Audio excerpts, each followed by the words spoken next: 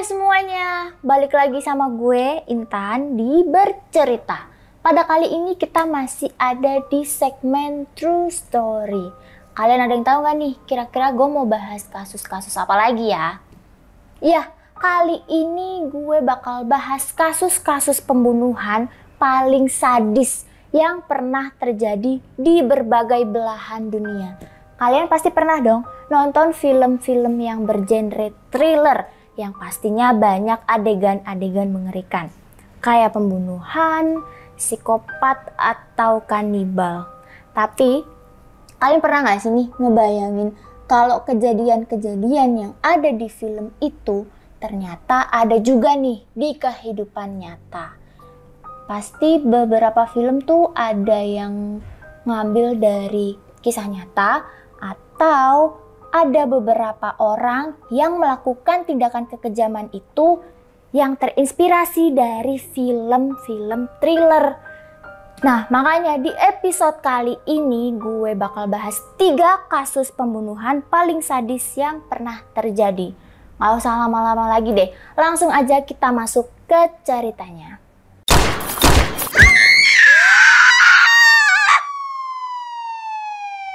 Di kasus yang pertama, kita punya kasus dari Richard Ramirez, atau dia dijuluki dengan nama The Night Stalker. Si Richard ini adalah seorang pembunuh nih, yang berasal dari negeri Paman Sam. Jauh banget teman-teman, yang berasal dari Amerika Serikat. Dia tuh telah menewaskan sedikitnya ada 14 orang. Si Ramirez katanya tuh gak cuma membunuh, tapi dia tuh juga memperkosa korbannya secara brutal, terus menyiksa, menyerang, dan merampok para korbannya.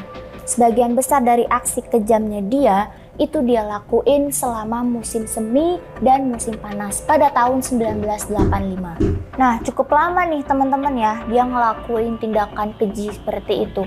Berbulan-bulan, akhirnya tingkat pembunuhannya itu semakin meningkat dong.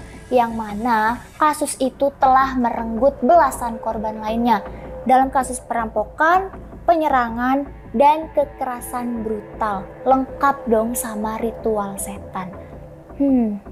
Kayaknya dia penganut satanisme nih teman-teman. Akhirnya, Departemen Kepolisian LA menanggapi hal ini dengan langsung membentuk satuan tugas khusus yang dimana FBI itu juga ikut dilibatkan untuk membantu. Polisi langsung nih melakukan serangkaian investigasi dan pemeriksaan. Dan setelah dideteksi, akhirnya ditemukan nih bahwa si Ramirez itu ternyata mengidap epilepsi. Selain itu, dia ternyata juga seorang pengguna narkoba berat yang menumbuhkan minatnya dia kepada satanisme, yaitu yang menjadi bukti penyidik di TKP. Bener dong kata gue, ternyata si Ramirez ini adalah seorang satanisme. Gak habis pikir ya teman-teman. Nah, di penampilan pertamanya dia nih di pengadilan, dia ngangkat tangannya dengan gambar pentagram di atasnya. Begini, terus dia teriak, "Salam setan." Bener-bener kacau nih orang sih. Akhirnya, pada tanggal 20 September tahun 89, si Ramirez ini dinyatakan bersalah dengan tuduhan 43 dakwaan, yaitu 13 tuduhan pembunuhan, 5 percobaan pembunuhan, 11 penyerangan seksual, dan 14 perampokan. Dan endingnya teman-teman, akhirnya si Ramirez ini dijatuhi hukuman mati pada akhir persidangannya tahun 1989. Dia menghabiskan nih sisa hari-harinya di penjara kelas berat San Quentin, California, sebelum meninggal karena penyakit kanker pada 7 Juni 2013 di usianya yang ke-53. Kalau menurut teman-teman gimana nih? Kalau menurut gue sih cukup oke sih ya kalau dijatuhi hukuman mati. Soalnya dia tuh udah satanisme, udah ngerampok, terus nyerang secara seksual ke korbannya. Dan itu kayak psikopat sih ini orang, gila sih. Oke, next. Yang kedua, kita punya kasus yang berasal dari Indonesia nih teman-teman. yaitu kasusnya Ahmad Suraji atau yang biasa dikenal dengan Dukun AS. Ahmad Suraji ini adalah pelaku pembunuhan asal Deli Serdang yang membunuh 42 perempuan dalam kurun waktu tahun 1986 sampai 1997. Nah, selama persidangan nih, si Dukun AS mengaku dong bahwa katanya mendiang ayahnya itu muncul dalam mimpinya dia. Terus ayahnya pesen disuruh minum air liur 70 perempuan. Terus ternyata diketahui juga seorang ayahnya nih ternyata seorang dukun. Yang mana ternyata itu menginspirasi si Ahmad Suraji untuk jadi dukun juga dong teman-teman. Dalam pengakuannya dia nih, ternyata dia harus melakukan hal tersebut. Katanya supaya mendapatkan ilmu sakti yang membawa kebaikan buat semua orang. Nah, dari pesan ayahnya ini nih yang di dalam mimpi yang bikin si Dukun AS akhirnya membunuh dan menculik banyak perempuan-perempuan muda. Kalau yang ini menurut gue benar-benar gak masuk akal ya teman-teman. Parah sih. Nah, kronologi penangkapan si Dukun AS ini dimulai dengan penemuan sosok mayat perempuan tanpa busana di ladang tebu. Penemuan ini ditemukan oleh seorang pemuda sekitar. Akhirnya penemuan itu beredar dong di media sosial. Nah, setelah beredarnya penemuan mayat ini, ada nih seorang warga yang berprofesi sebagai tukang becak yang ngaku nih ke polisi bahwa dia sempet nih nganter perempuan bernama Dewi ke rumahnya Dukun AS. Katanya sih buat melakukan konsultasi. Dari keterangan inilah akhirnya polisi datengin nih rumahnya si Dukun AS. Tapi waktu ditanya sama polisi, si dia tuh ngaku katanya perempuan bernama Dewi ini emang ngunjungin rumahnya si Dukun AS sih buat konsultasi.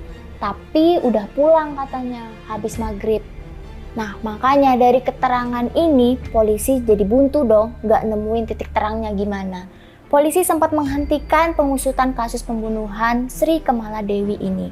Tapi polisi gak kehabisan akal. Akhirnya mereka terus nih mendalami sejumlah laporan tentang orang hilang dalam beberapa tahun terakhir.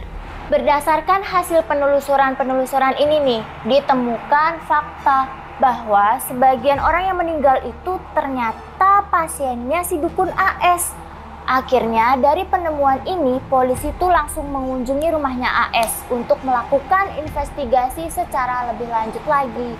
Nah, dari penelusuran ini juga akhirnya ditemuin dong beberapa helai pakaian perempuan dan perhiasan milik si korban.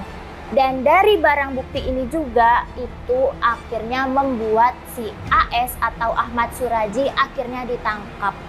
Ahmad Suraji atau Dukun AS akhirnya ditangkap nih atas kasus pembunuhan terhadap 42 perempuan yang dimana salah satunya adalah seorang perempuan berusia 21 tahun yang bernama Sri Kemala Dewi.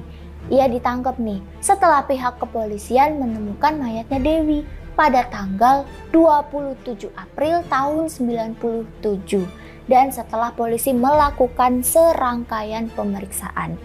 Dan dari kasus ini juga akhirnya si Ahmad Suraji atau Dukun AS dieksekusi mati pada 10 Juli tahun 2008. Kalau menurut gue yang ini emang bener-bener pantas banget ya teman-teman.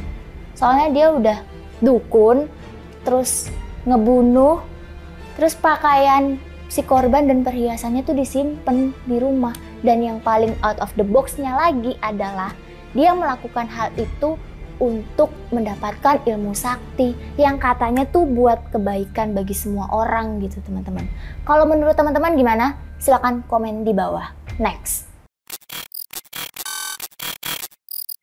Yang terakhir kita punya kasus dari Krakow, Polandia, yang mana korbannya adalah seorang mahasiswi berusia 23 tahun bernama Katarzyna Zawada. Si Katarzyna ini merupakan seorang mahasiswi dari Universitas Jagiellonian. Penyelidik dan para ahli dari berbagai negara ini juga dipanggil untuk membantu menyelesaikan kasus ini, termasuk juga FBI ikut turun tangan. polisi melakukan penangkapan pertama pada tahun 2017, yaitu 19 tahun kemudian setelah polisi menemukan bukti-bukti baru. Pada September 2019, tersangka masih ditahan nih. Sementara penyidik masih terus mengumpulkan bukti-bukti yang akurat. Kronologinya nih teman-teman, pada 12 November tahun 98, katanya si Katarzyna nih dijadwalin buat ketemu sama ibunya di klinik psikiatri. Tapi dia tuh nggak pernah datang ke sana. Sampai akhirnya pada hari itu, sang ibu mengajukan laporan anak hilang ke kantor polisi. Tapi disuruh nunggu sama polisinya. Akhirnya setelah berbulan-bulan, tepat pada 6 Januari tahun 99, awak kapal Elk Pasher nih ketemu dong sama barang mencurigakan di kapal. Setelah diperiksa, akhirnya ketemu bahwa itu adalah kulit manusia. Dan tes DNA tuh juga menunjukkan bahwa itu adalah miliknya si Katarzyna. Dan pada 14 Januari, kaki kanannya si Katarzyna ternyata ditemukan di dalam sungai. Awalnya nih, jenazahnya Katarzyna diduga hancur karena tertimpa baling-baling kapal. Tapi saat dilakukan pemeriksaan terhadap potongan tubuhnya, ternyata diketahui bahwa kulitnya Katarzyna sengaja dikuliti dan anggota badan sama kepalanya itu dipotong. Kulitnya itu dipersiapkan nih sedemikian rupa untuk membentuk semacam body suit gitu ya, yang mungkin dikenakan sama si pembunuh. Akhirnya nih setahun kemudian penyelidikan secara resmi dong diberhentikan karena pelakunya tuh belum ditemukan. Tapi petugas kepolisian yang terlibat dalam kasus ini terus menyelidiki nih petunjuk-petunjuk yang dapat dipercaya. Akhirnya pada 4 Oktober 2017, 19 tahun setelah pembunuhan tersebut, akhirnya polisi menangkap seorang pria bernama Robert Jędrzejewski yang berusia 52 tahun di distrik Kazimierz, Krakow. Polisi menahan dia nih setelah mendapat surat dari temannya tersangka. Isi dari surat tersebut itu merupakan rahasia penyelidikan yang harus dijaga ketat. Jędrzejewski didakwa nih teman-teman karena telah melakukan pembunuhan berat dengan kekejaman tertentu. Dia bersikukuh juga nih, katanya tuh dia nggak kenal sama sekali sama perempuan yang bernama Katarzyna Zohada. Pada bulan Desember, Jędrzejewski mengeluhkan ada pelecehan dari penjaga penjara nih. Akhirnya klaim tersebut diselidiki dan ternyata klaim itu dinyatakan tidak berdasar. Sampai September 2019, Jędrzejewski belum juga nih dibebasin. Akhirnya penyidik meminta sidang tertutup.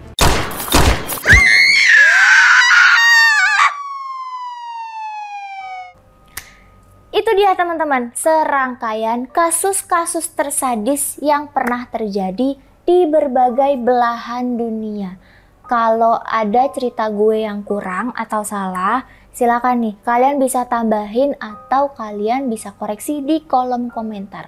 Kalau favorit gue sih kasus yang terakhir ya, karena menurut gue itu plus-plus sih, udah psikopat, terus jahat, kejam, terus kayak out of the box aja gitu dia ngelakuinnya. Kalau kalian gimana nih? Favorit kalian apa? Silakan tulis di kolom komentar.